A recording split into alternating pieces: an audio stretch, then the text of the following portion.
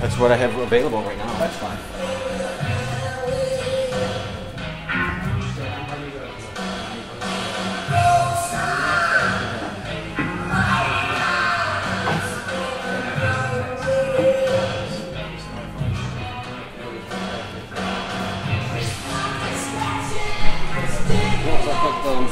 The thing is, did you see this? Yeah. Can you tell me what it is?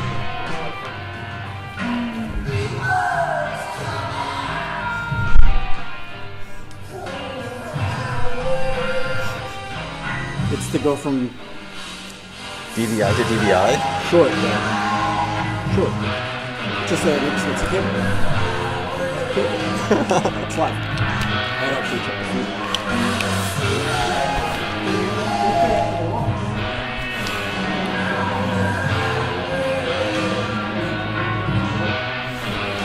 So you don't need this?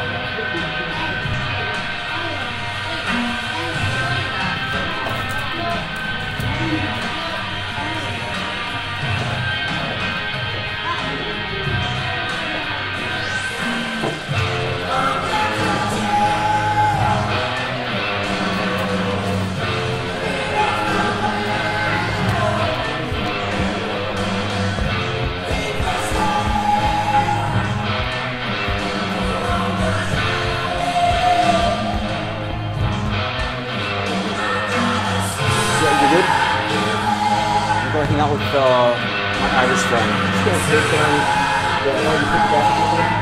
Don't worry about it. You don't have to be neat either.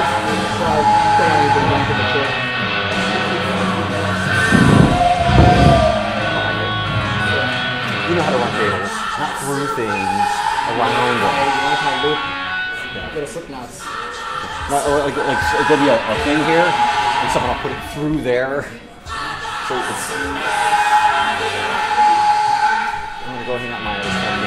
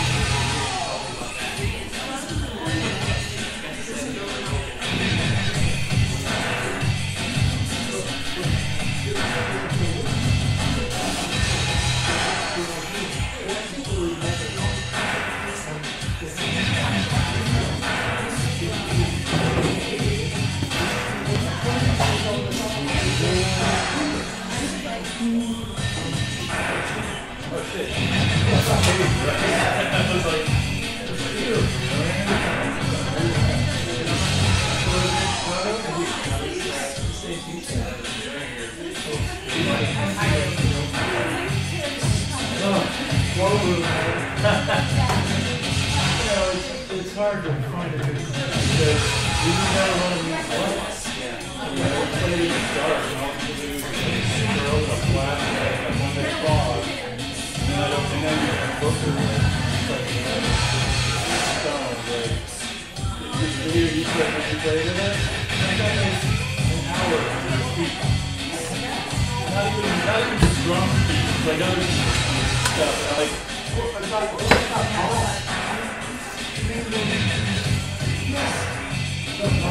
bedrock.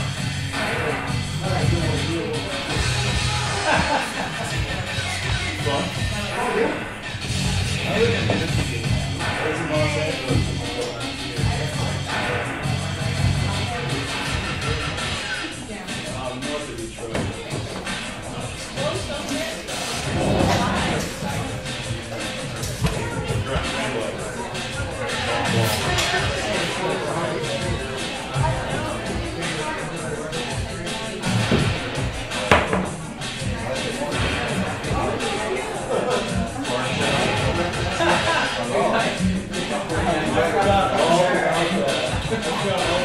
Somebody brought it up, this is all going on. It's like,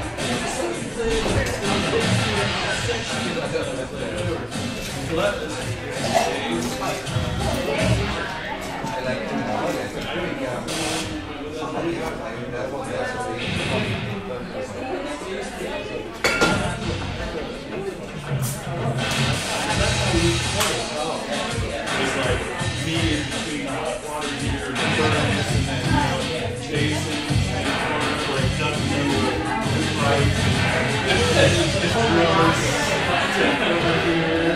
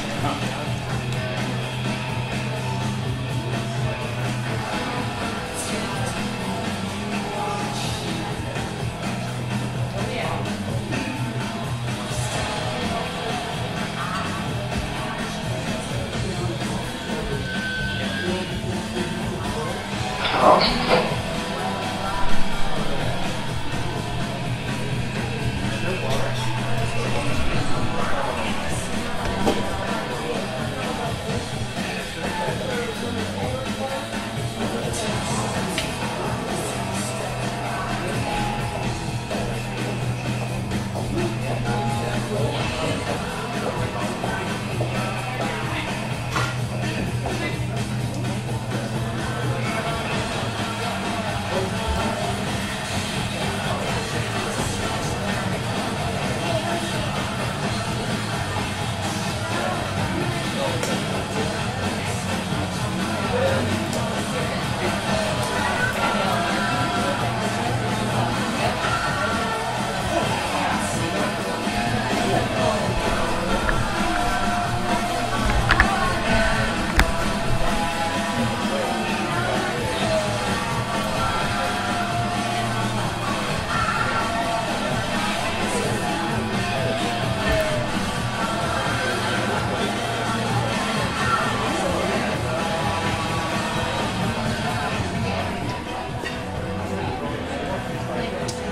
I think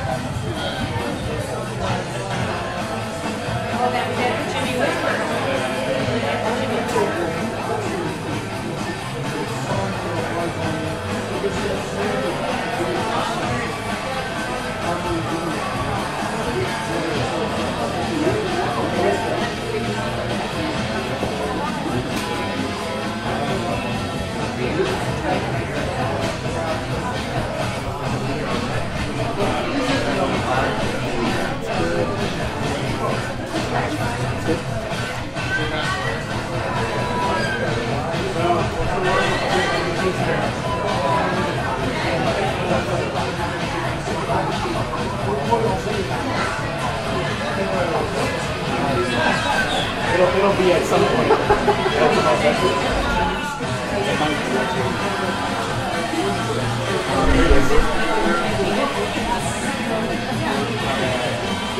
I'm recording it too, so this is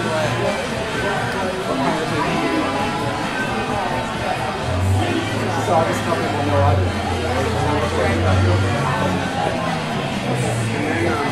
Get the good conversation.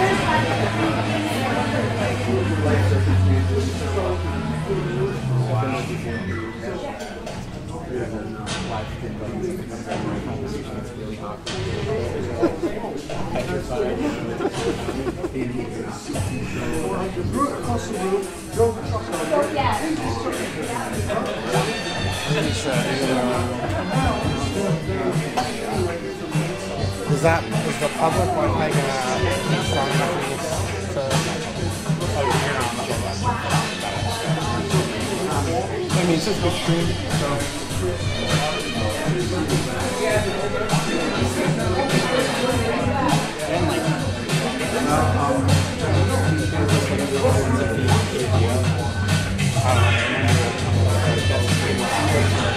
that's a good thing. There's one thing that we many things. One of them is reliable. High tech, yeah. The person I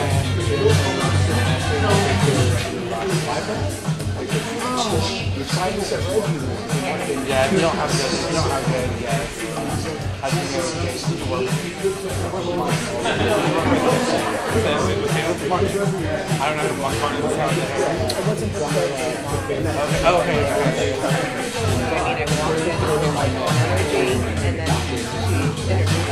Are you still also? I mean, whatever.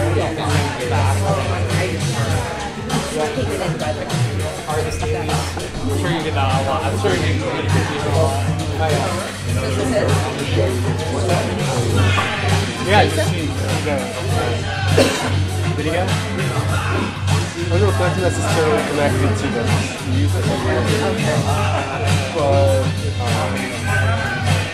so how did that write sounds from here?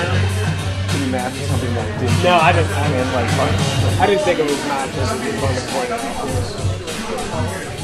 Have some video. That is him, which I can't really declare one way or another. I'm pretty impressed by the amount of footage. It's like different.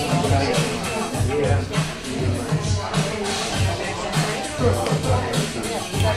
I did it by Dylan.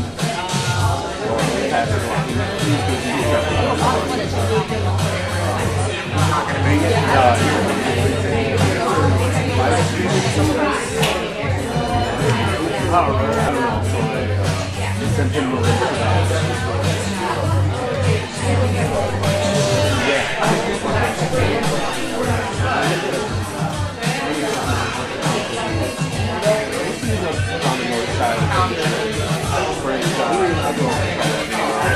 What's he doing?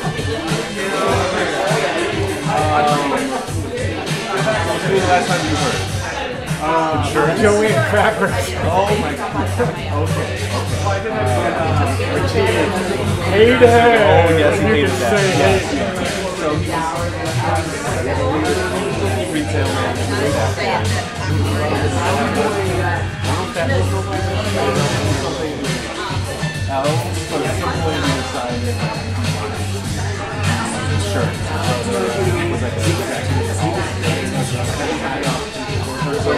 So he got a internship, and then was like, he was taking the office, like her meeting and stuff, his training, was going that route. Right. Still a lot of dry material. Yes.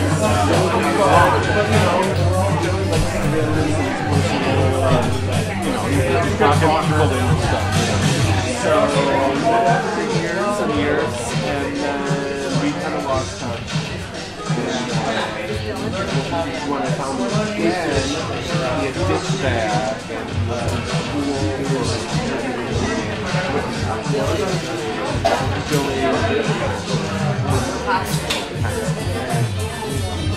he decided he wanted to be clear, and he looks and said, what's the top growing industry right now? Yeah. So we went for that. But I need to go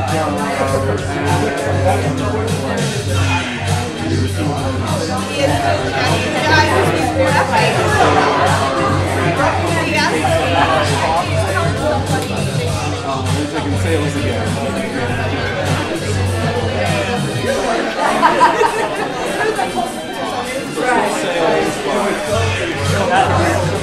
Careers, but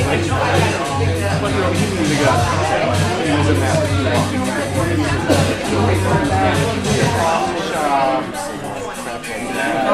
other retail cocktails.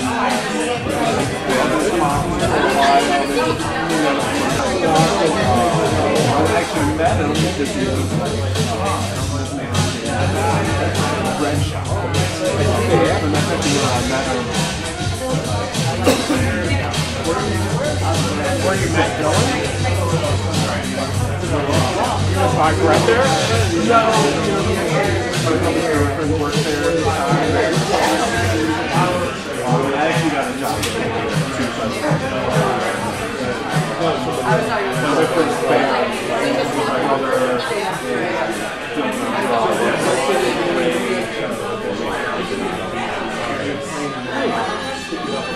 I was. And then after that band broke up, we kept going and grown and singer. First singer who got thankfully and then I was trying to find that recording that you I recently. The last time probably the three of us were together and you came over. Yeah. No, I know. I have it too. It's on the Mac. It's under Jam, right? Yeah. Yes. Yeah.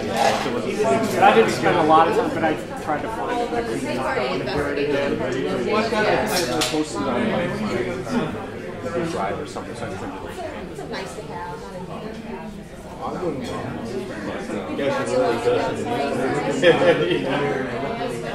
So yeah, so Dylan had pastor one of his clients or whatever. Living downtown. Oh, really? Of course. Yeah, it looks like the But he doesn't have a car. So he goes outside and stuff.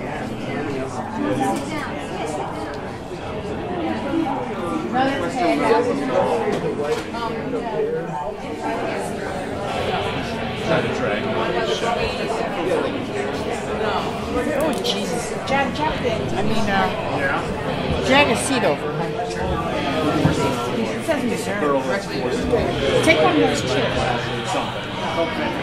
Yeah, totally.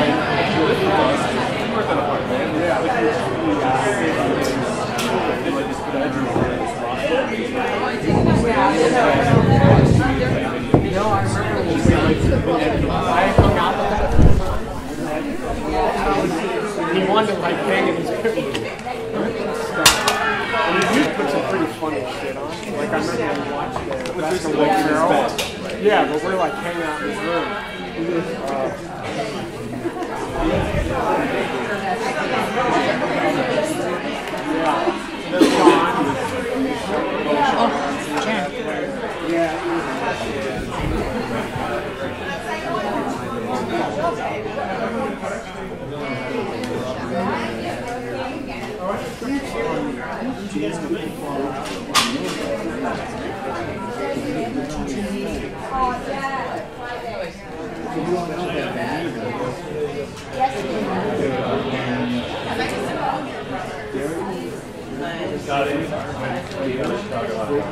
So what do you know? When this person, Peggy, she's coming up. Yeah.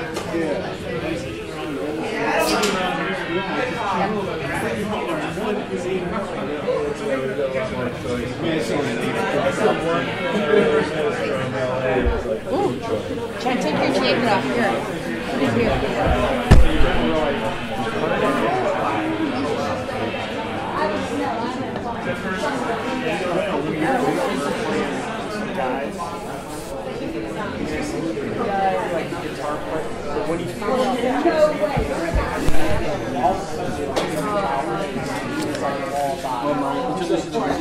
Oh, I'm ready. Here is it. Oh man, that changes everything.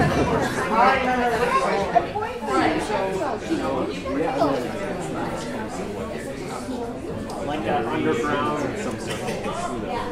It could be with but still. Yeah. I wasn't going there.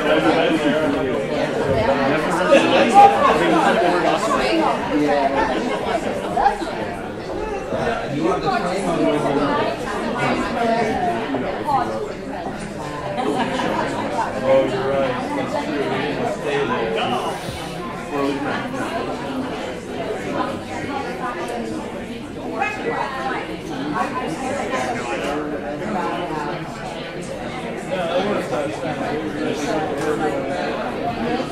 What is this street years ago? Miles something street.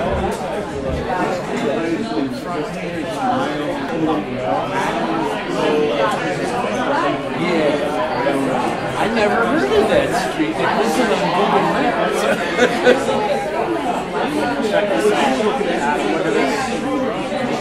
Yeah, but it had to be something else before. My first wife,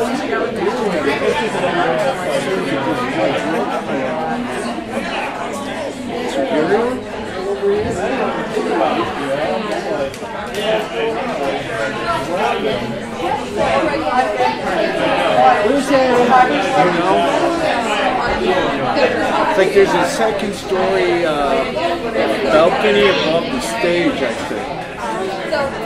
And I saw the address, but it's backwards in my book.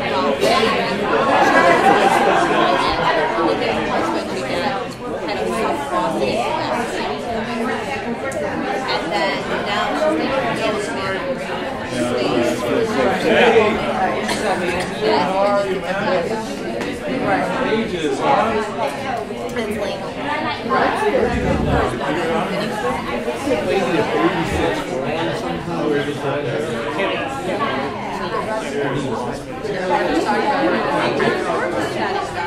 It's weird because when I got in the elevator, I almost said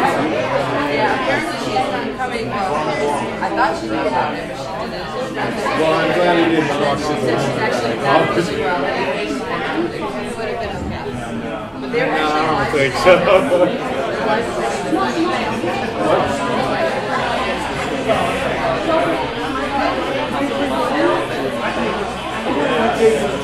Man, this is pretty shit. I had to walk down the street. No, I was going to take him out down State Street.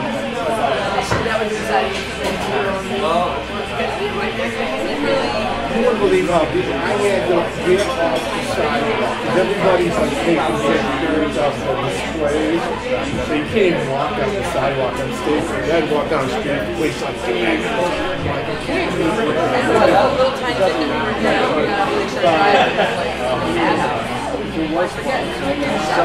they already got the Christmas village up and it was like way too high, like 6 blocks down. The silver is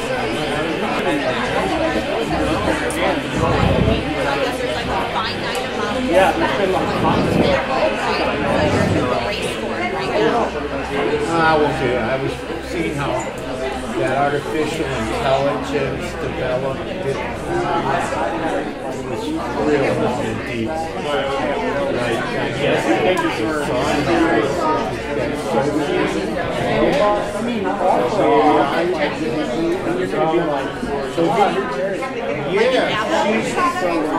no, it's not Connie. She is the AI. She's a real robot.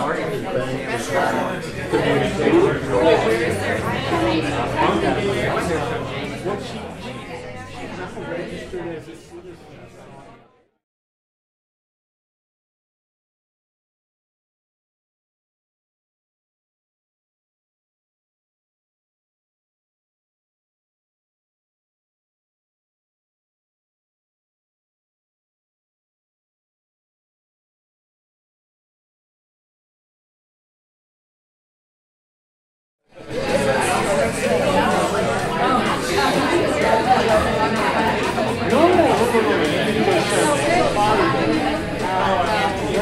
Yeah, I'm not going into it like, but then they say that, you know, like your mother or somebody, that's where they do the amnesia erasure and send you back. I mean, him and I did. Pretty good. But, like, just for ideas, like the last kid we came over, it's going to go across the north. I think we're like, I could never hear them. I just couldn't get really in sync with them. Jason was going up. There's like a few recordings. I couldn't hear them. It's so good. Like, I still have that point. Yeah. Oh, yeah. We're not even buying it. Would you want to go down there and die? I'm so glad we got that recording. Yeah. That was the situation. We went for a while. That's what I say. I've only listened to it like a long time.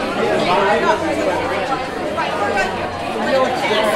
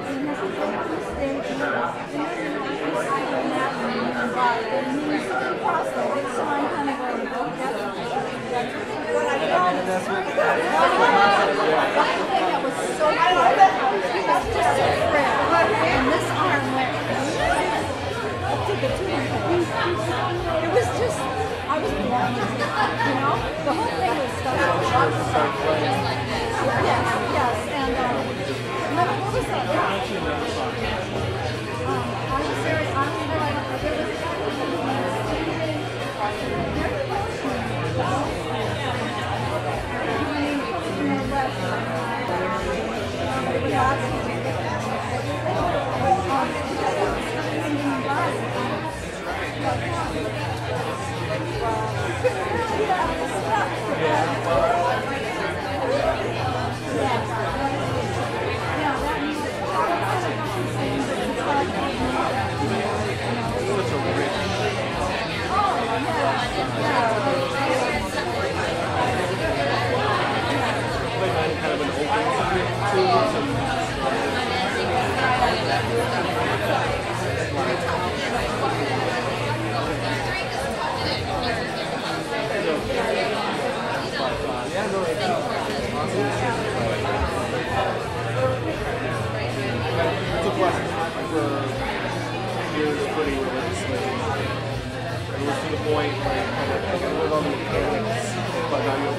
study the rockets. You know, each one has its own tradition. It's this very like verbal type of, you know, it's like you're studying with your master. It's not really written down. There's all just, you know, like they're playing, there's like weird like some of the notes and stuff. So, at that point, I just had to step back.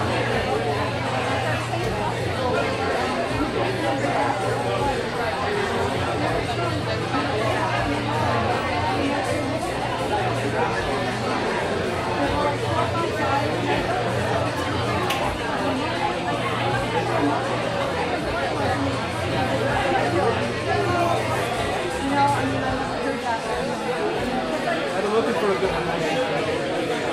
so it's a very extra goes on so well.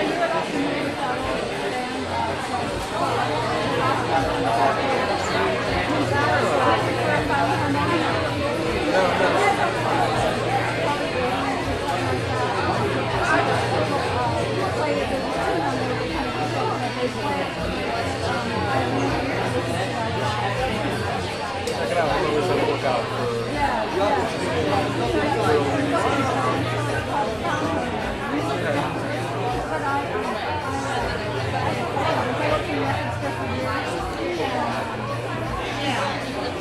curate your own collection.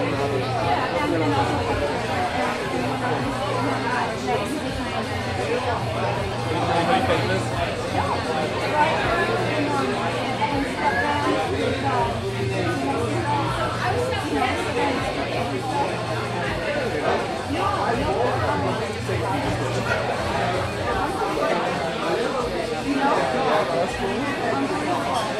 But you know,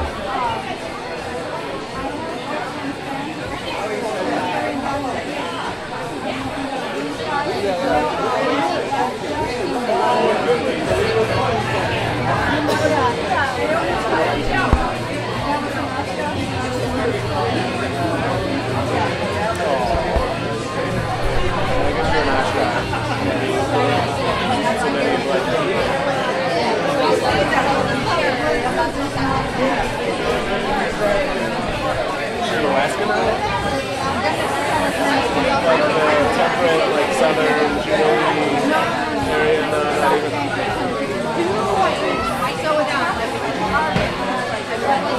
Kind of the Pacific Northwest.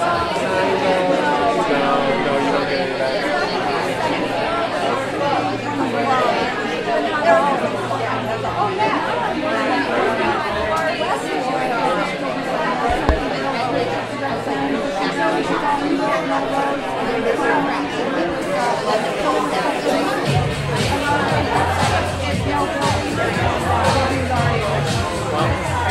There's heat out there, but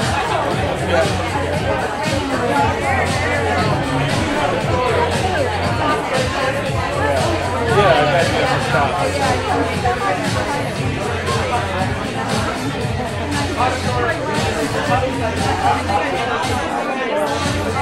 We didn't get the end of it.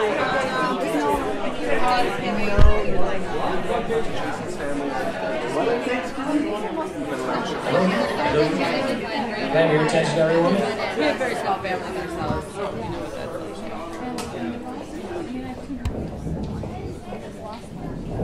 Thank you, everyone, for coming this evening. We have a few speakers this evening, and we'll get to that right away. And first of all, if you haven't already, please sign the guest book in the other room. And there's mementos and everything for everyone. So without ado, Jason's father, Terry.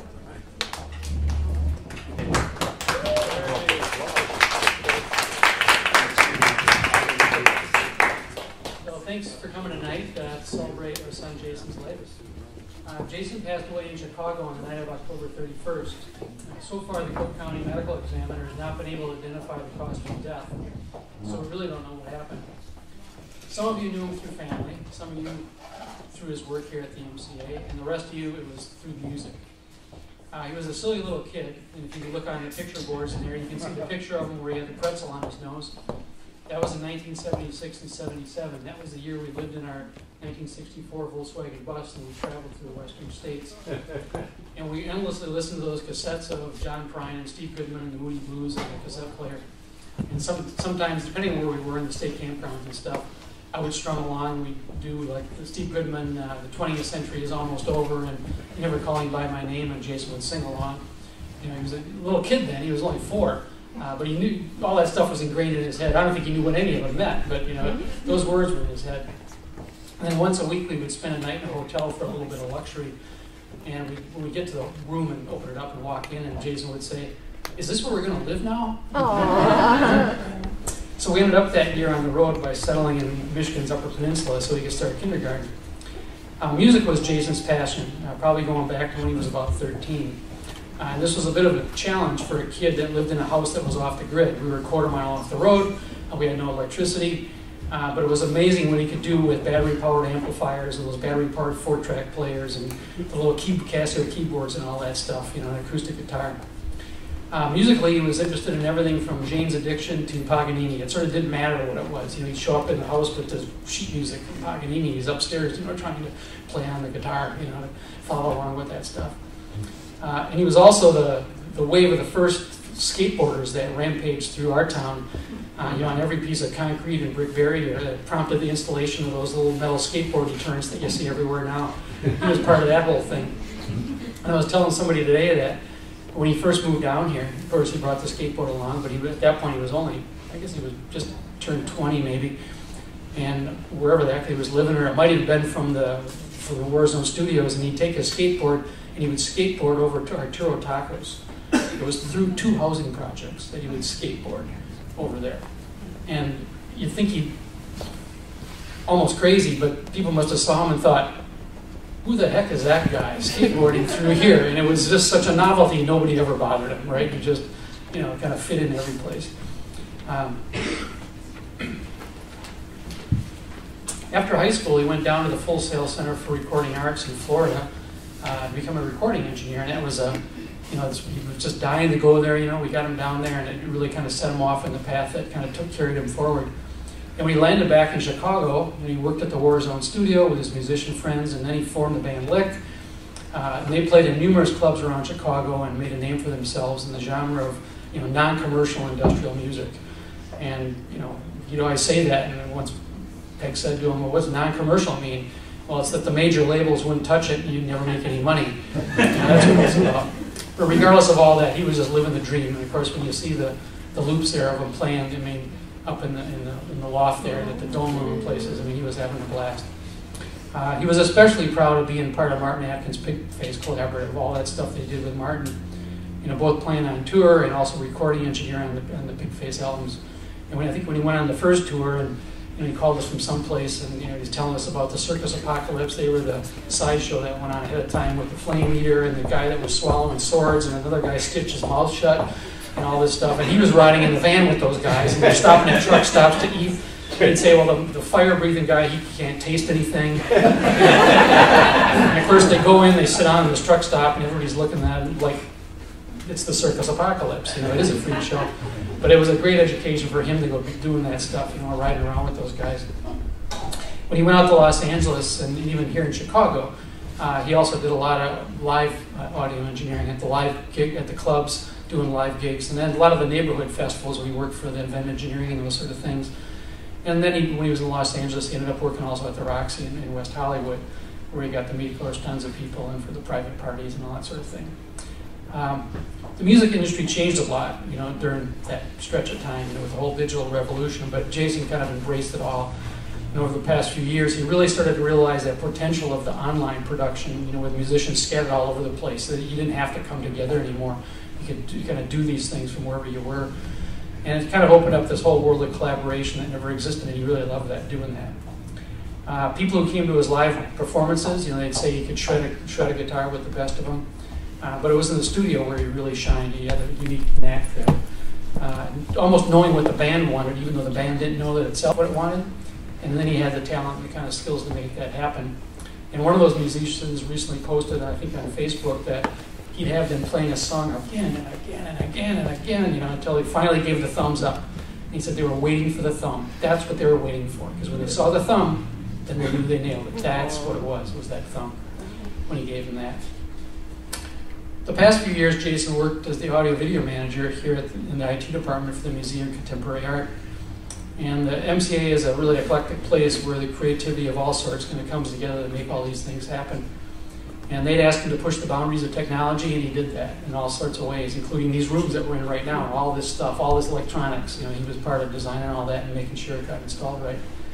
And he'd tell me about the projects, you know, the overhaul of the telephone system and the ticketing system and getting ready for David Bowie, you know, and then the year-long renovation of the restaurant and all this stuff that went on here. You know, he had found a place where he really fitted, and he really loved working with everybody here. And we'd like to thank the MCA for being so good to Jason. We've established a memorial in his name at the Chicago Center for Music Education. It's a nonprofit that promotes music in the Chicago schools, especially in the low-income neighborhoods and for special needs kids. And we've got information slips on the tables in there in the reception area. And if we think you'd appreciate this and hope you'll consider making a donation. So I want to wrap this up by saying that what his mother and I and his brother Ben have been both gratified with by Facebook postings and the condolence cards. And we had a memorial up in Houghton last week, and we had people showing up from high school and kids that were 2 years behind him in high school. You know, they thought he was the cool skater guy and all this stuff. To me, that he was more like a little brother to me, because, you know, I was always like, okay, who's this kid? Ride home, he's not going to freeze out in the snow, in his empty hammer pants, with a skateboard. It's funny. But there was another guy, Tim Zulig, I don't know, has he made it? He was our original singer, he'll probably be here. He was the one who was responsible for bringing us all here. He moved down first, and then the rest of us, Furley and Brian and myself, and then Jason was in Florida. So when he was getting ready to be done with school, he said, yes, come up, you know, and join us. And we started Lick, and then there's this whole thing that something's come up. I hadn't really thought about it, but I guess we're a little bit famous for our stickers that were everywhere. As somebody mentioned, if Jason has ever, you know, visited your house, you probably have Lick stickers somewhere stuck on your toilet. One of the famous ones, well, I mean, we'd stick them in bars and stuff, but we'd dry off the back of the urinal and put the sticker in there, you know, so you have to pee on it. People would be like, why not? Is there a Lick sticker in the toilet? Not in the bathroom, but in the toilet itself, and who put their hands in there to do that? Yeah, we did. But speaking of that, we've got a bunch of Lick stickers in there, and I would please do not put them in the toilets here. I would, you know, there's probably still some clubs around Chicago that I'd say go and do it, but I'm not going to advocate that. Put it on your laptop, put it on your guitar, put it on your car. I don't care. Don't put it in the MCA. I appreciate that, because I think personally I would be responsible to have to come clean it off. Let's see, I was just going to give one little funny story about Jason, about how, you know, I don't know who dubbed him this, but they dubbed him a stunt guitarist. And you can see all of his, you know, ways of seeing him. Was that you, Martin? That's good. So anyway, you know, Jason was obviously had a lot of presence on stage, and sometimes just beyond what he should be doing. And I think one of the funniest times, we were playing on Martin's tour in New York City. Well, I don't know where we were, at some club in the Village or something. And he's always jumping around, and he's playing, and he's got his foot up on the monitor like this, you know. And he's playing, and the monitor goes off the stage. Jason goes off the stage after it, and I'm over on this side of the stage, and I just see him disappear. He's gone. He's off the edge of the stage, but the guitar never stops. So he's on his face in the corner, still playing. And then when we get a little break in the song, you know, instead of just leaving it to the sound guy or somebody else, in the break of the song, he picks the monitor back up while he's got his guitar on and puts it back on stage, makes sure it's plugged in, climbs back up on stage, and then starts playing again. That was Jason. There's a few other ones. I think there was a funny one. There was a funny piggish one where he crowd surfed to the back of the, still playing on the top of everybody's hands, and then he fell down on the floor, and he didn't have his pass that you guys all have, you know, the Pigface VIP pass. So they wouldn't let him, he couldn't, there was a crowd, so he couldn't get back to the stage. The guy at the back door wouldn't let him in. But he's still out there wireless playing.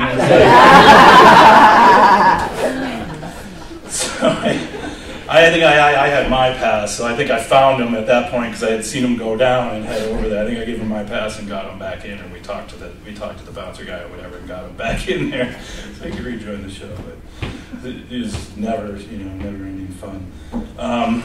Terry did mention everything. There was one little last piece that we worked together out in Los Angeles. He came out, and I worked for Frank Gehry for a long time, and so then with all of his skills of working in clubs, I said, you know, we've got this really technical job, and I think he'd be great at it. And he did. He rocked the interview. He got the job, and then he was, you know, helping people fix their computers and figuring out all this stuff. And I think it's, you know, you see what he learned by what they've done here in the MCA, and he's helped them do all of that. So we were out there for quite a while, and that's really about all. It's just the stories and a little bit of the history of the back there, and it's just thanks everybody for coming out. You know, we all love Jason. I love you, Jason. And it's been a lot of fun.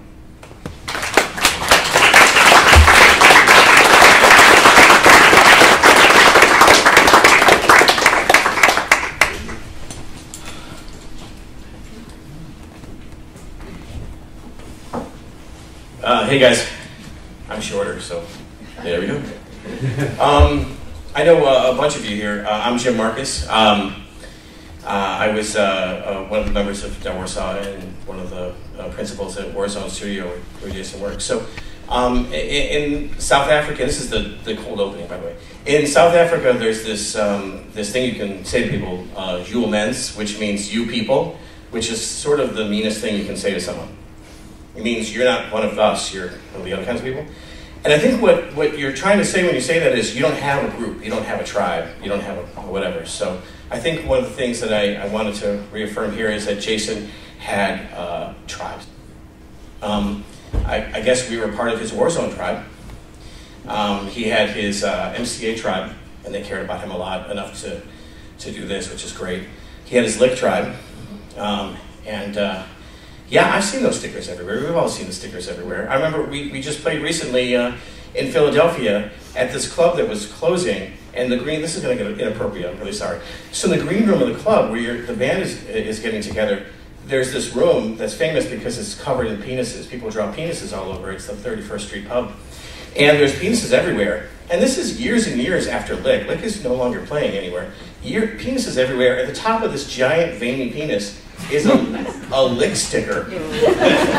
And that was last year. And I have no idea how that happened. But I guess the moral of that story is music doesn't really die. It gets real weird. But when I first met Jason, he was one of the people that Van brought into the studio. So Van, my partner, he's back there too.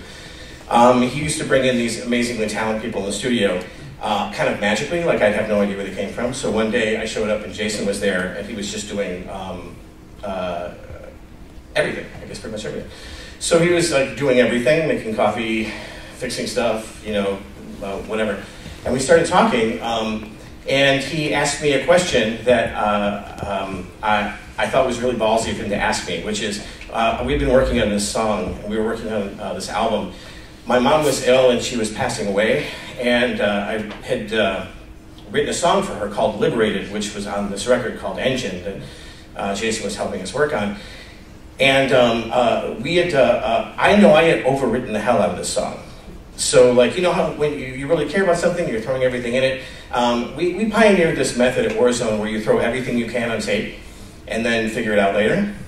And it was later now.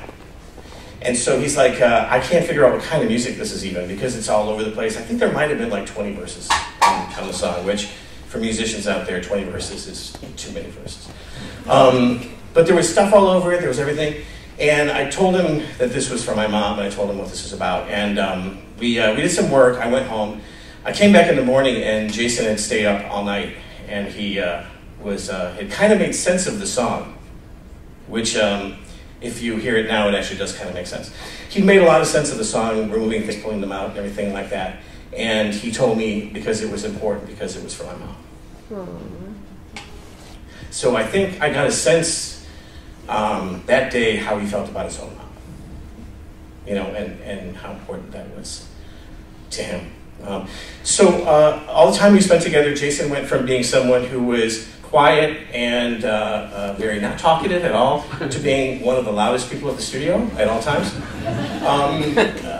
He went from being someone who was very polite and everything like that to being completely rambunctious and crazy and doing a lot of really amazing shit.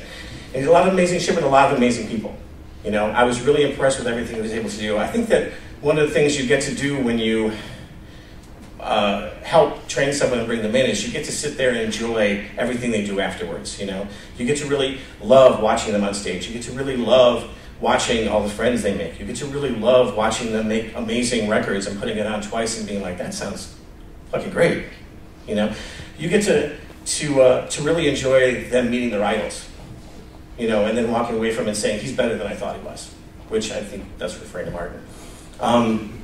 But I think you get this playfulness that I don't think we ever lost, you know, and I think there was always that sense with Jason. I just saw him a couple weeks ago, and it was a pretty silly exchange that we had in the middle of Metro.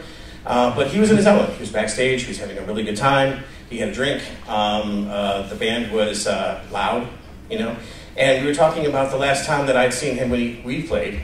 Jason was amazing at yelling inappropriate things to the band that was on stage. And when we had played last time, our guitarist, who's also a friend of Jason's, Jason was yelling at the stage, "You haven't suffered enough to play those chords." And I think it was like a diminished seventh, so he might have been right. But, and you know, it's hard to say what is enough suffering to play a diminished seventh. I have no idea. But I do know that when you invest in your friends the way Jason did, and trying to do everything you can to make them sound good, to make their dreams come true, to make their records great, and you invest in what you love, like he did here, like he did with music, you know, that comes back over and over again. And I keep hoping that his family, when they come out here to Chicago, this is Jason Town, right? When they come here, they realize how incredibly loved he was here, and how respected, and how important a part of our tribe he was. And all the things that could never have happened without him, you know. So I know this isn't, by any stretch of imagination, a happy occasion, but I would like to celebrate the fact that our friend Jason did a lot. And a lot of those things on his to-do list got done. A lot of those people on his to-meet list got met. A lot of those people on his to-help list got helped. And I hope I have a chance to say that. Thanks for coming.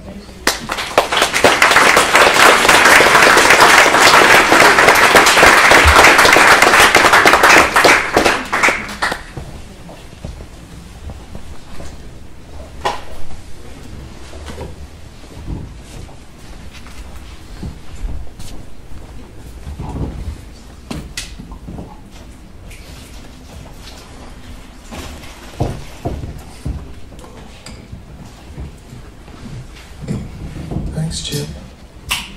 That was really nice.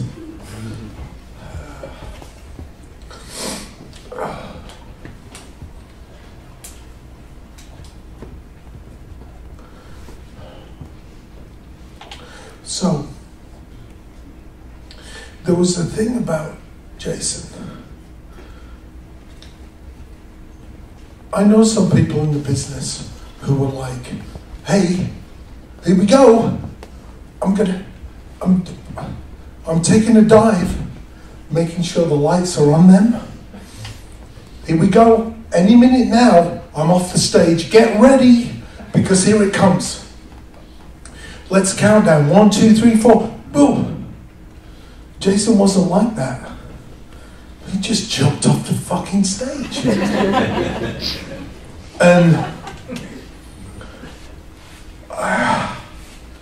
it was glorious.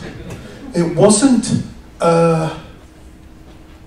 self-aggrandizing because he wasn't there. He wasn't there to be applauded. He disappeared.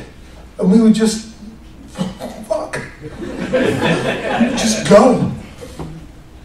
And I don't know if I did call him a stunt guitarist. I don't know if I coined that phrase, but he was. Kurt, you were talking about, I think, the double door, where he lost his pass and he was thrown out of the club. Huh? In the rain. And then, so the great thing about the double door is that they had 2 doors, which is this like music industry joke. You run 2 doors on the band, and who knows how many tickets you sold. It's a mystery. But Jason was on stage, then he wasn't, then he was, then he wasn't. And then 10 minutes later, he kind of came on stage in a raincoat.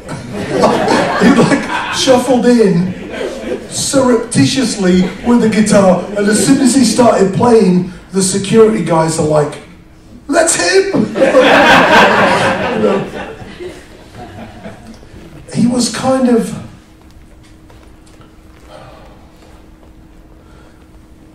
quietly anarchic. He wasn't like Johnny fucking Rotten. He was really doing it. We worked on a lot of stuff together. And here's the thing. I started to think about this. We worked on a Sister Machine Gun remix where at times I was hotter, more unreliable and unpredictable than the API console at Warzone. That was an engineer's joke. That was for you. That was for you, Jason. But we got to the end of it. We worked on a track with Geezer Butler, the bass player from Black Sabbath. What the fuck? We did all kinds of, he came to England for 6 months and stayed at our house in England and hung out with my kids. I think we had 2 then, I've got 4 now. He just did his thing. Quietly and effectively. And I'm really appreciative of that. A bunch of people have been saying stuff online. Kirst Mackey, who can't be here today, said he is performing a mix, the devilish mix. Every mix Jason did was the devilish mix of a Evil Mother's track. He's performing that on stage tonight around about midnight, if you want to think about that. And Jared from ChemLab wrote some stuff which I wanted to read to you.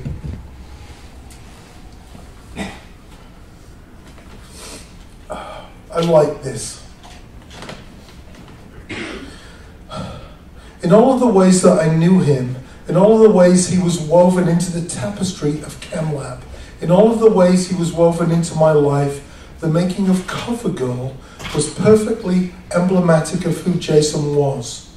So just so you know, CoverGirl was an album of covers that Jared did, and I put a few copies out on the table over there.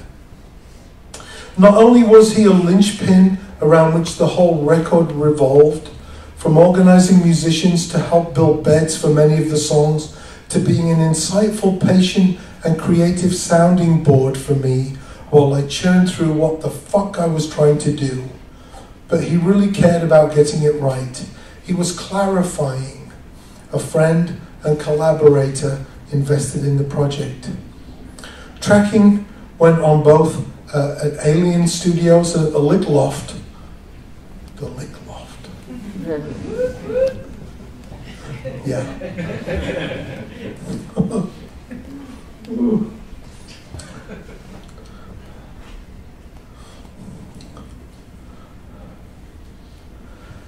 We spent countless hours just fucking around with ideas, tossing, hacking, revamping, and wondering what the fuck, and laughing about it all. He and I used to laugh a lot, and I'm sure that's the case with everyone who knew him. He was a pleasure to work with. And then Jared goes on to describe a series of problems they had performing live together. I think what it was Jared invited Jason on stage. So there you go. I mean, what the fuck were you thinking? Like, so Jared is saying, well, amplifiers were knocked over. Of fucking course they were. It's just redundant. Like, Jason's playing guitar. Finish. Yeah. So, Jared continues. We've been in touch off and on over the intervening years, and Sugar hugged it all out during cold waves. But, like all great cliches, I always thought we'd have a chance to sit down and properly hash it out and go back to making more music together. I should have reached out, been in more consistent contact, stayed with him, been a better friend after so many years, been less proud. But I was lazy, and now I've missed the chance to tell him how much I love and respect him.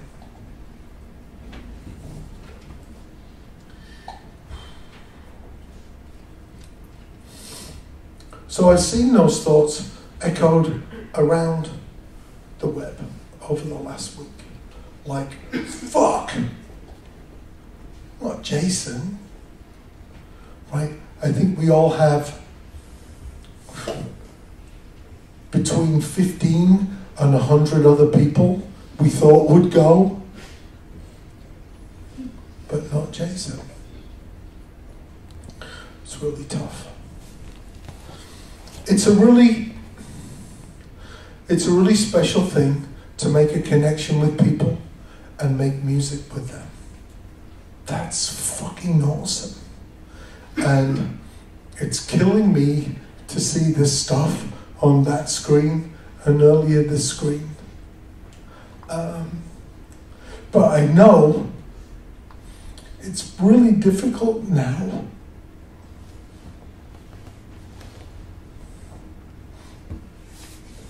It's really difficult now, but it will be better and easier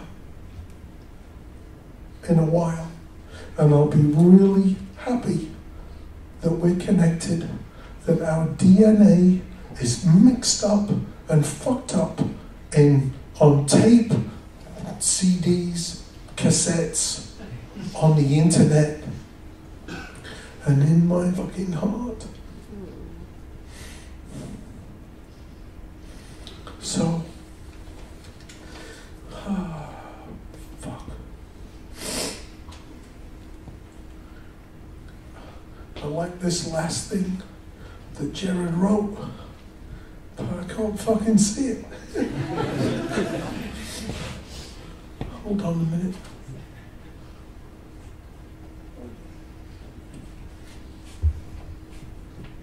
Oh, thank you.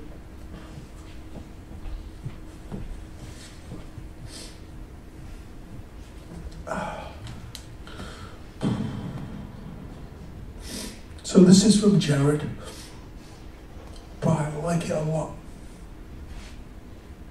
So, wake up. Go be a better friend. Reach out to that person you fought with Swallow your pride and apologize. Call your folks. Kiss your partner. Help your neighbor. Hug the loving shit out of your kid, regardless of how old they are. We are none of us permanent, none of us invincible, and nothing is guaranteed except that we'll all be gone soon, far sooner than we'd like. You're here right now, though, so go make the most of it and spread some love. Thanks.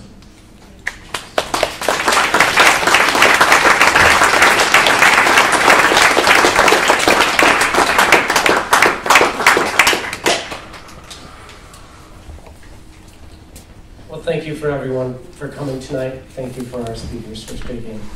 No matter how Jason touched your life, I'm sure he touched it well, and your life's better because of it.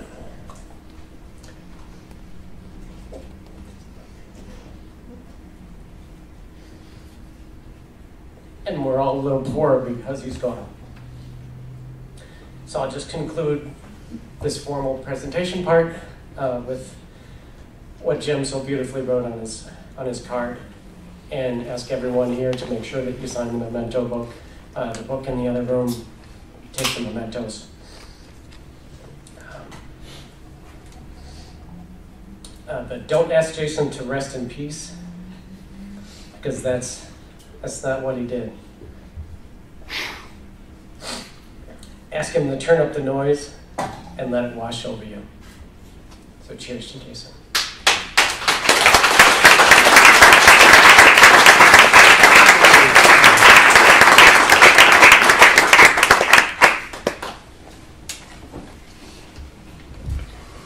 Drink up.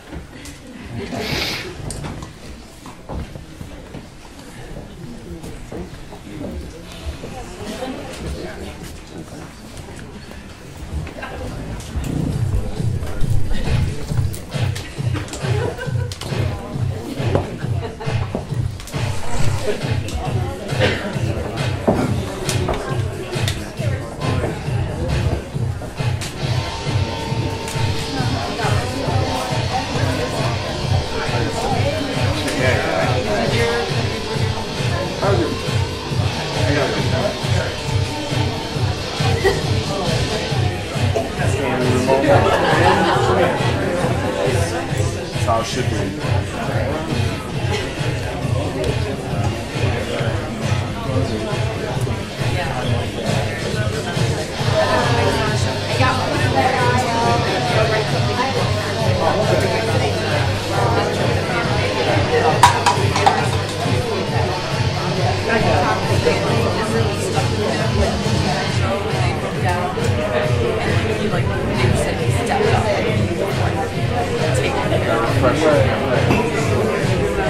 Yeah. I need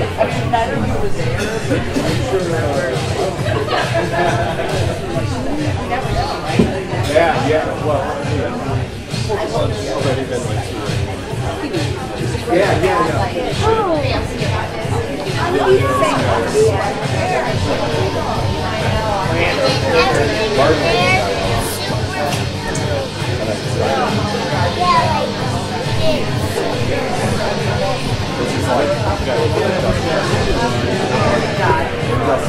there's a lot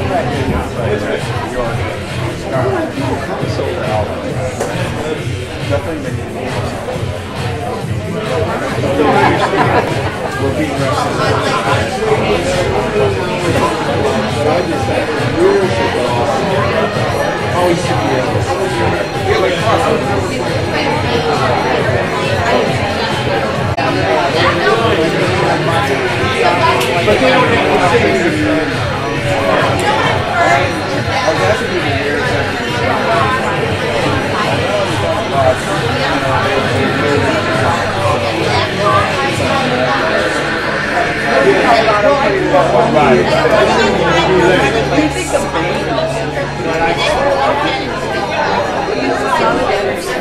Right.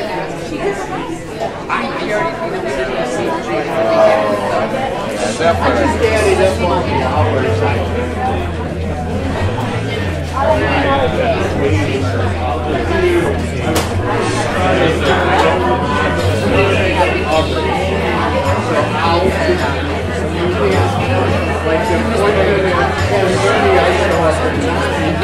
Just to make sure you're going to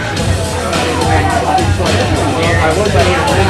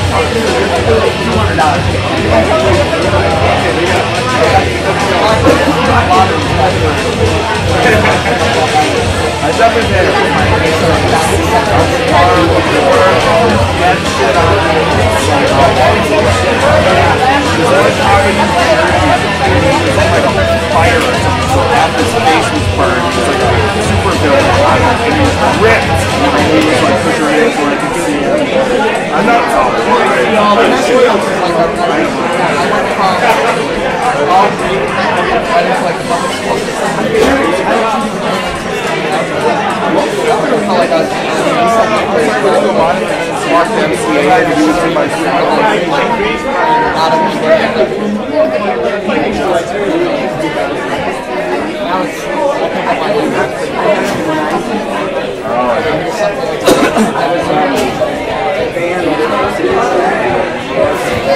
this one I can tell if somebody's speaking Portuguese or Spanish or Italian. It's just so reimagined. I was just like,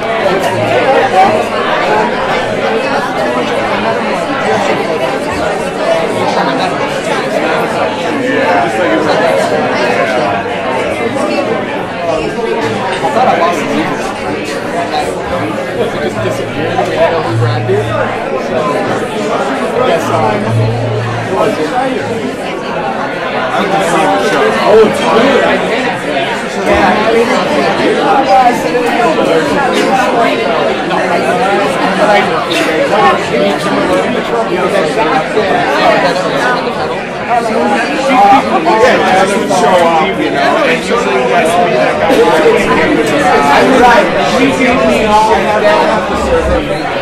All that architecture, 2 months later,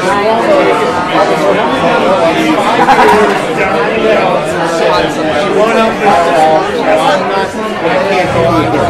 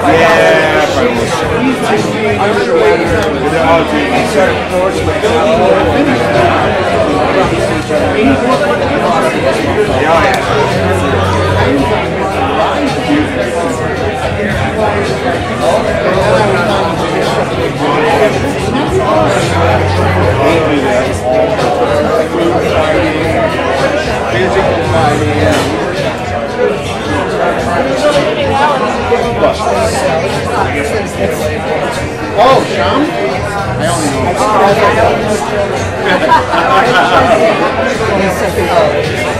Well, have you met yours? Oh, yes, I have. Yes, I have. He's a genius, motherfucker. He's kind of like a high school.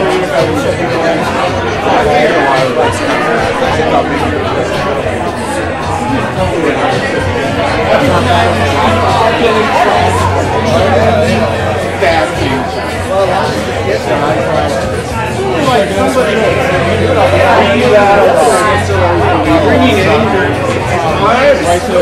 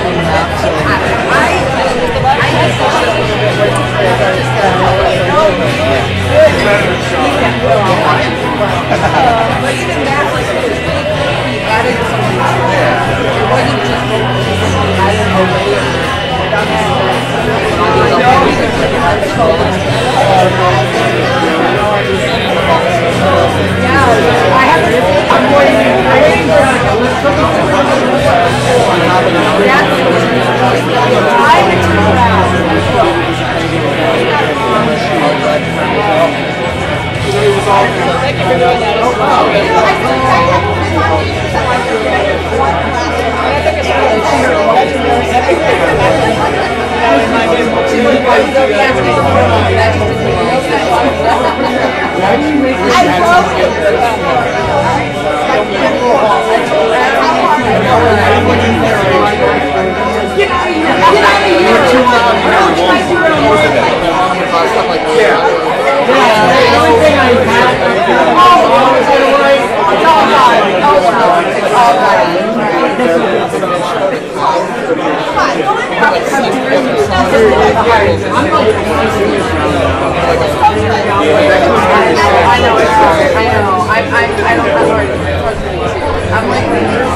Yeah, at some point.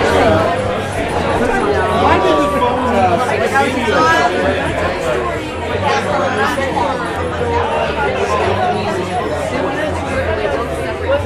once you try to see and then you can't get through it.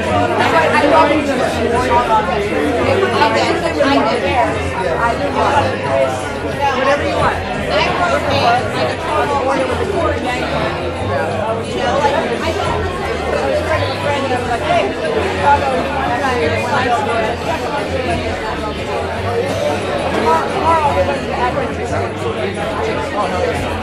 I never even saw him play guitar.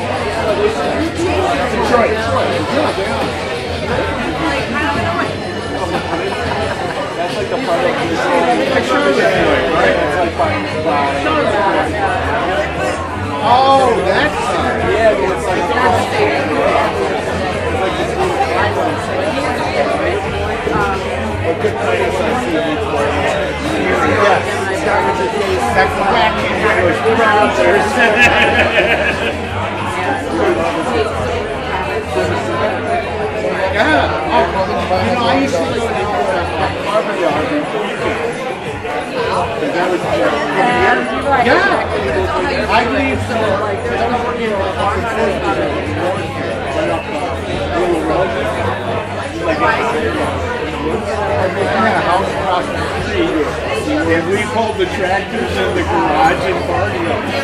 That's the way the job was. All you had to do is make sure he said go cut that field, and it was fun. The old guys didn't do it anyway. Go down the road. Yeah, go down the road. I listened both ways because I wouldn't sleep all the time when I went around that Sunday night. I go straight to work. And I start seeing the whole time and little, what were those? Cassettes? What's the continuous that you had? It flipped this to play backwards. Well, I got it realistic for $80. Yeah. But before that, I actually had my uncle.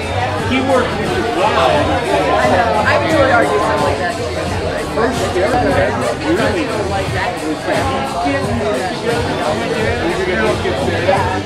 yeah, but the speaker cameras are like this. They're like walnut.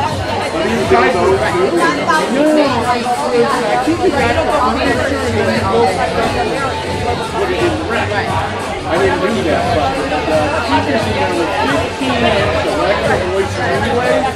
They had like the 15-inch, they had a speaker on top of that, and then a 100. Anything else? No,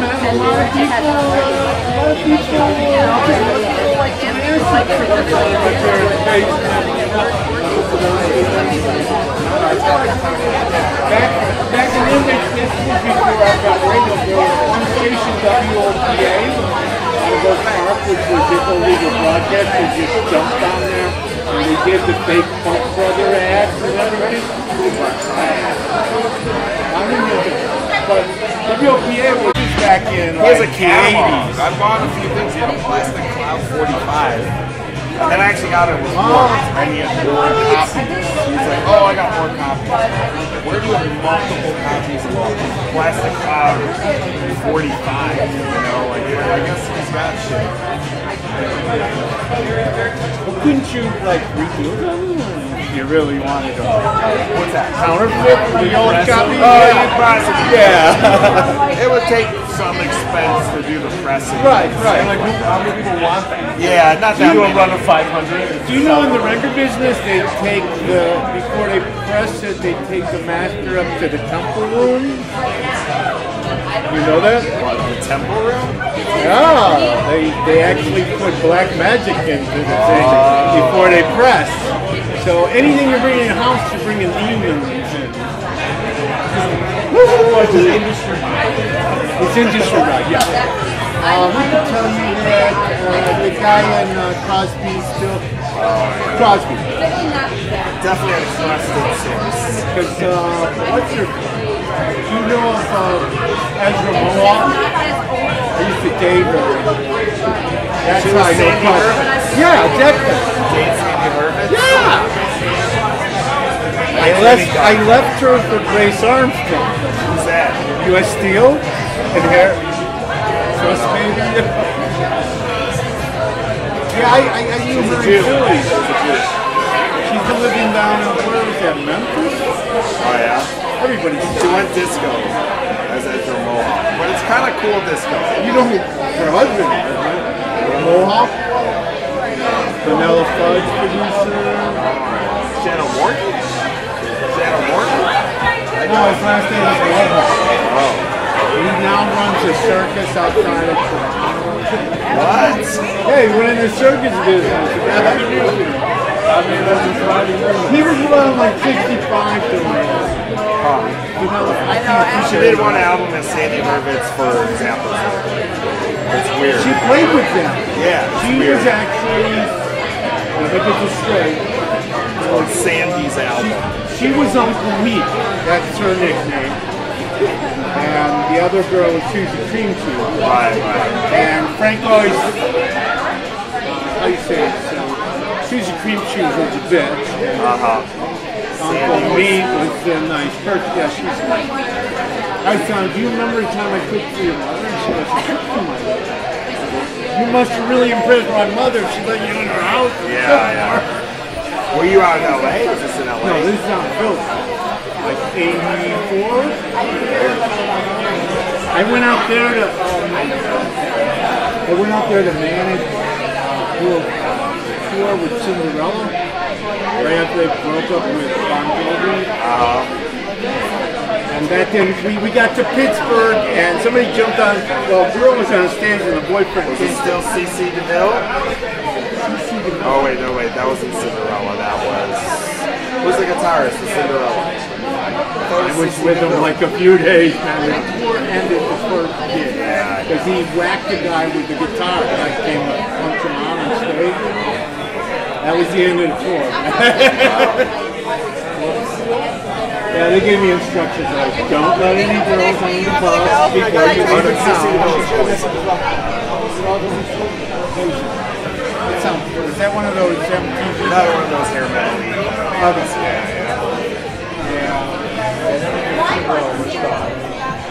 They had a big hit on MTV, I remember. Something on a train or something. I remember the video, like right when it was that crossover. They were Bon Jovi fans.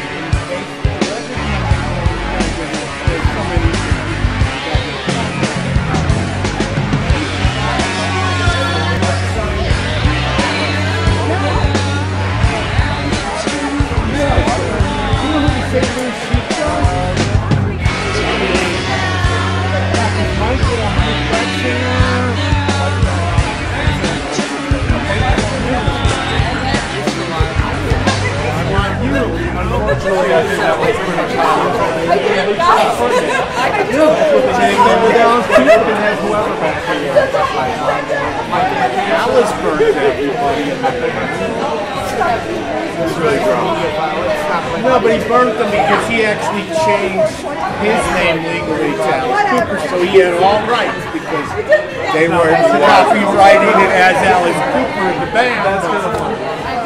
But he kind of did that too. He bought him a farm. It was a band. It wasn't a guy. Right. Oh, yeah. It's kind of well, it was Steve Phillips. Well, you're talking later. Later, I think he just became T-Rex. Because it was Tyrannosaurus Rex on the first year. But then even T-Rex was a band. Bill Legend. They're all dead. Everyone's dead.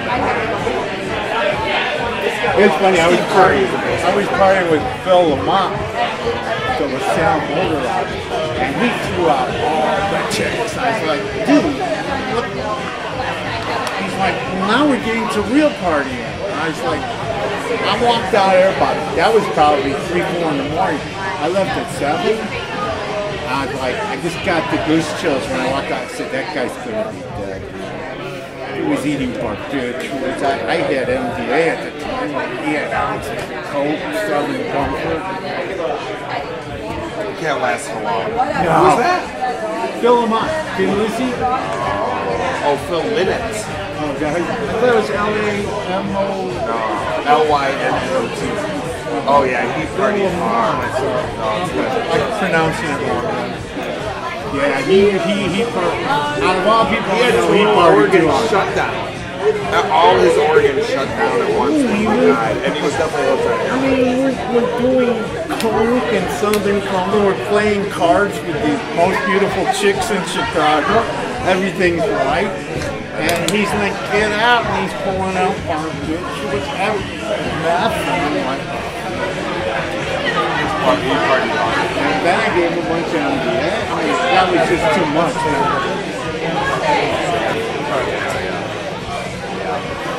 I mean, there's a little weirdness because he was really close with his mom, and she kind of was always backstage and hung out with him and stuff. But she didn't really. She didn't really like help him. Fuck. I mean, there's some stories. Scott Gorham, the long-haired white guy guitarist. Then Lizzie, real pretty. Not Gary Moore. Gary Moore was a little later, but mostly it was. They were actually in it both at one point. The original guy was this guy Eric Bell, but he left kind of early. But there's some story of them playing in like Japan, taking heroin, shaking on stage, sweating. It's like this is the end, and then like shortly thereafter. Like total organ shutdown. I've never heard of anyone else dying that way. Like his liver and everything just. I just knew that guy wasn't going to live another year when I walked out that door. He was. I think he was insanely talented guy, like songwriter, bass player, singer. He's the only guy who would kind of like get away with that. Like I'm a rock troubadour on the edge of time with my feathered earring. I'm a black Irish cowboy. Yeah. He could get away with it. He was larger than life. Like I don't want that many guys. So like Steven Tyler, I'm like I don't let you get away with it. You're just like a goofball from Boston who dresses like a freak, you know? Like, I give it to him, you know, but Steven Tyler was cool because he was like a sex addict, so he wouldn't have thrown out the girls. I mean, that was the whole point. It's a little disappointing. I don't think you're thinking about your dick that much when you're doing that much hard drugs, because it's not really an option sometimes. I mean, that was the point to me in those days, you know? Yeah, right. Because, you know, those girls wouldn't, you could hang with them, but they weren't going to touch you if you weren't famous. Yeah. But if you got to if you right party, if you could get them to the famous person, maybe. No, they could get there themselves. Yeah. I know, like, one girl, she's got Jimmy Page's son. I haven't seen those girls with Alice. She was hot. She looked like son. Actually, no. No, they're not. Man, he probably got a lot of sons. Jimmy had a couple. I'm sure I have some children I don't know about, you know? I don't, thank God. As far as I know. I got one. I know about him. That's all good. Times are different. Yeah, you know, when he was talking about, because he got some of the time from, he was saying in 66, 67, you know, that they were listening to John Prine's. They hadn't come out with albums like that. That was like 70. Yeah, 72 actually, about 73.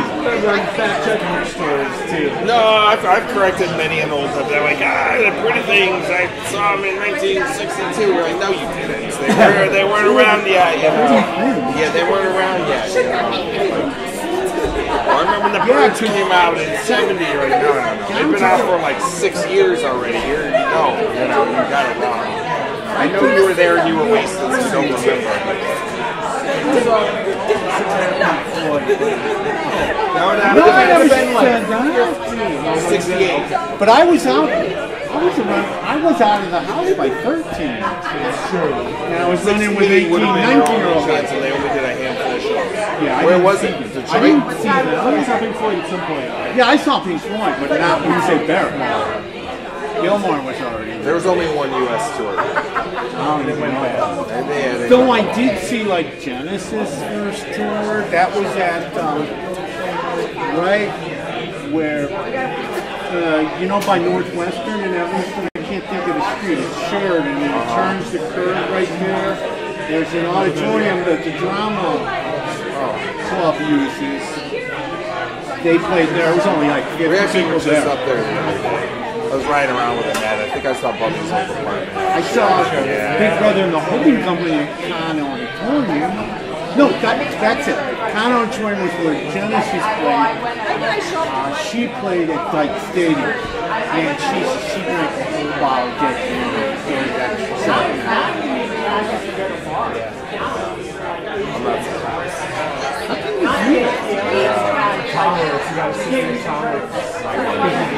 Yeah, some people can like I can't do alcohol. It just makes my brain want to. I've never been a good drinker, so I definitely eased myself into drinking wine. Well, yesterday I had made some hard cider out of some good Granny Smith cider I got from Michigan. And it was ready yesterday, so I drank about 6 ounces. I don't like it. It was good tasting. I don't like the buzz. Yes, it's too sweet. Like sweet alcohol. It can be dry and crisp. Yeah.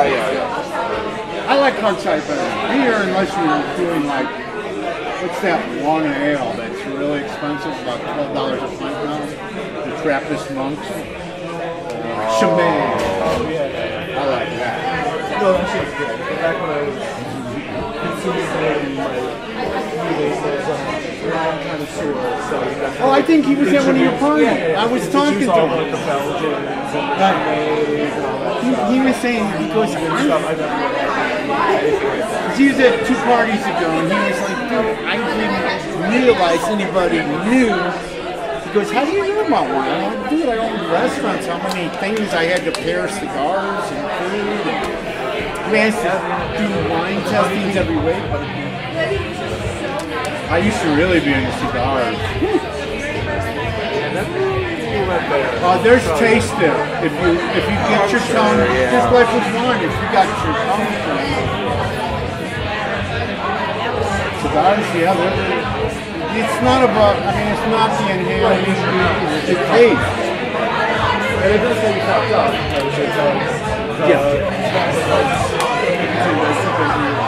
Yes, it does. I've been doing this, I can't pronounce it right, it's B-E-T-E-L, betel nut. They do it in India, that's why they got red lips. But it has the effect of alcohol and coffee and cigarettes all at once. Whoa. Okay. Like what they did 5,000 years ago, before sex, they'd be like chewing on. But I found it finally, somebody on Des Moines that would sell it to me. You should see if you can find some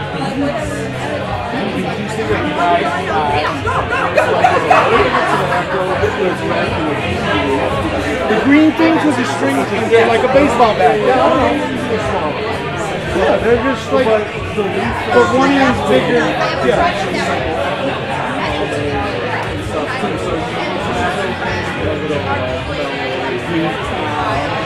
No, it's like back in high school,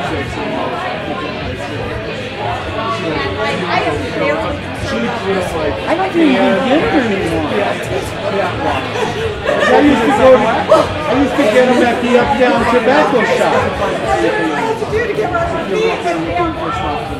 Well, I know people up there, so I can ask them. Okay. Yeah, they're there underground. I can probably get them. I know exactly what they are. I used to smoke them in like the 70s. Because there was two places I used to go. Herbs, down on, what is that, Wabash? It's under the L tracks, downtown.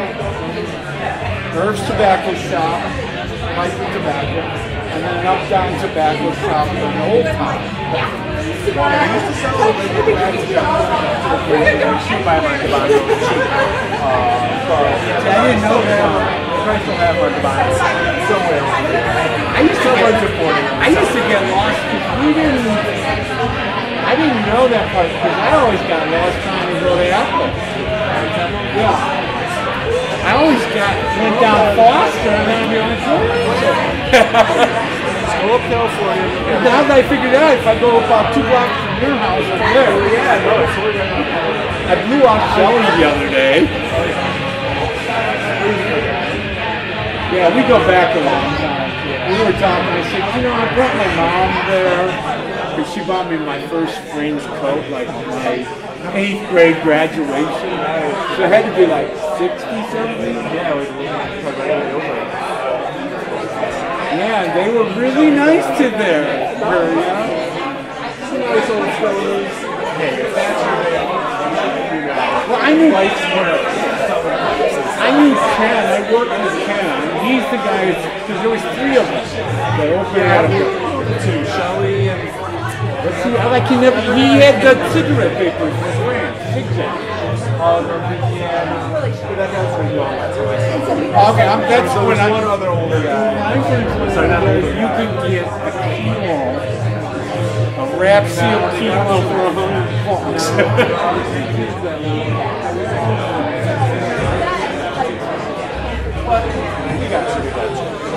Yeah, but it's just days the 3rd is coming. Yeah, Friday. Be all of them. I've been out for a while. And then that guy was supposed to bring me the money yesterday. God, his mother's his son was amazing.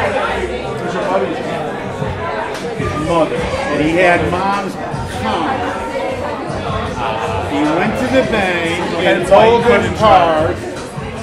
And he was coming back, and then he's like, I said, just stop hands up on this, because it's like 30 seconds from my house. He goes, no, my mom is so seriously freaky, I can't. His mom was losing. But 19 years she's had that freaking cat. But you should know in 19 years, things gotta go. Yeah, I mean, you can't be surprised.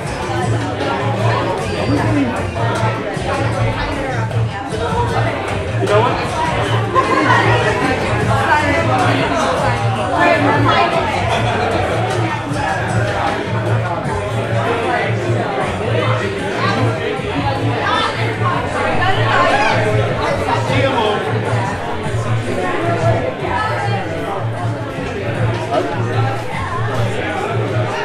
That's not good. What the hell?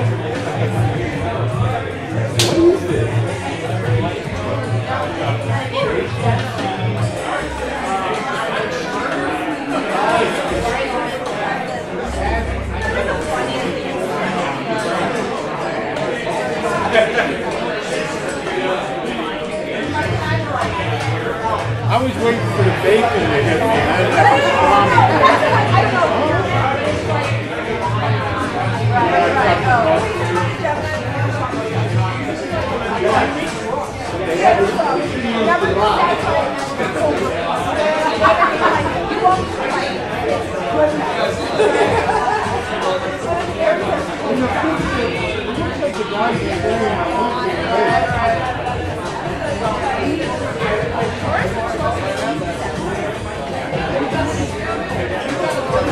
Article yesterday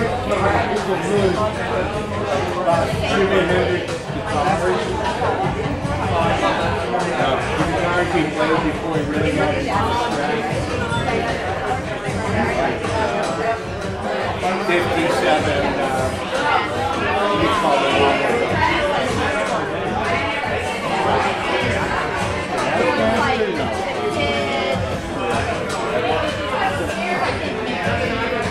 Yeah, he had a big pickup by the neck.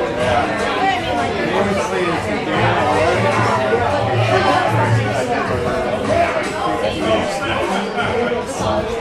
He actually played, but I knew he played the Black Widow in Material. There's heroes. David got a snap on that. Acoustics out of business. They make good amps. Yeah, there's a couple of my practice acoustics. What, like a 150? Does it have the tuner in it? Like light blue.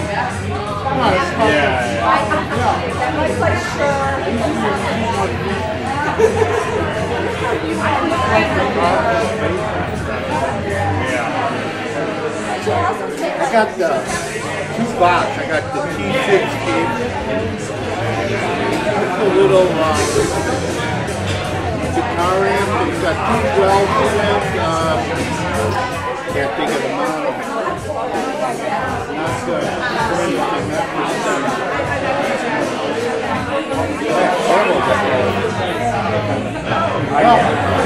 Not the standard box 212.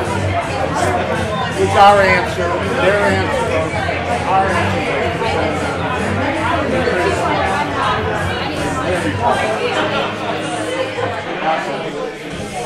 I've been playing guitar through my days.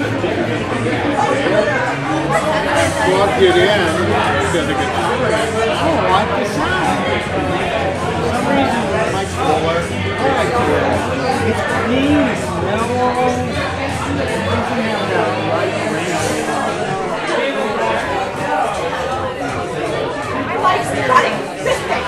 You know anybody who comes to Pablo? There's a place on Florida, Shake Shop, and they will fix up guitars. I need the bridge adjustment. It's on like Fullerton and that's it. I don't know what you call that. I guess it's kind of like the other down. Well, there used to be a guy called Bojo.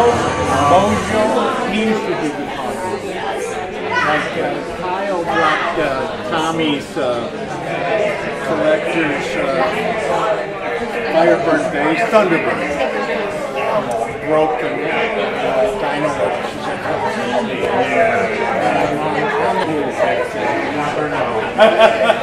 He never came back.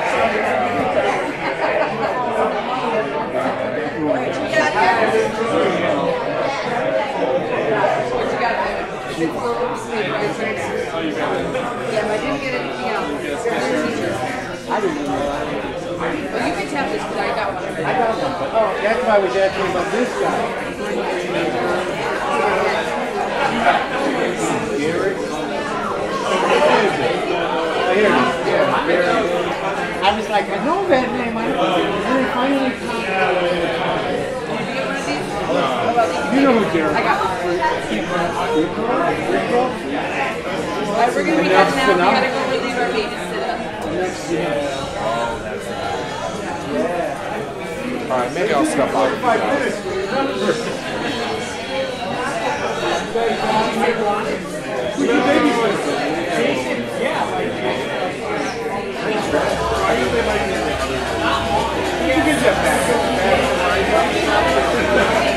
Someone gave it to my tree. I kept it in business. I did a bunch of stuff. Remember the basket I bean shop? It had a little basket. Yeah. Like, men's clothing. They opened in like a baseball bean shop. They sold my kitchen clothes. Oh, really? I made some belts and bags for a while. They got so big I couldn't handle it. couldn't afford it anymore? Well, no, I hired about 15 guys, got the machines, and I just, it wasn't needed.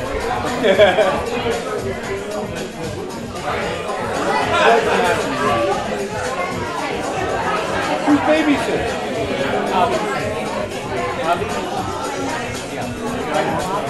Woman or man? How's Rodney? Not really, no. Soon as come get his shirt. You still got stuff?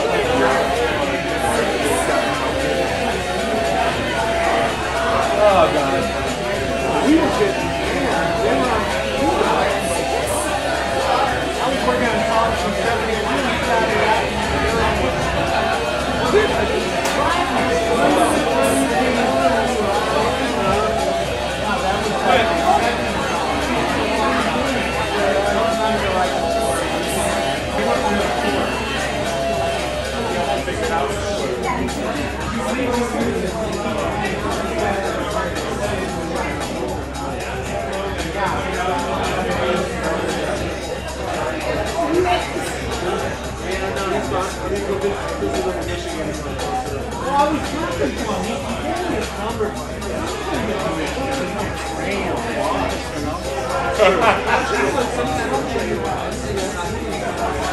That's going to take me 2 blocks from his house because I'm going to carry the hard shell case. He's in like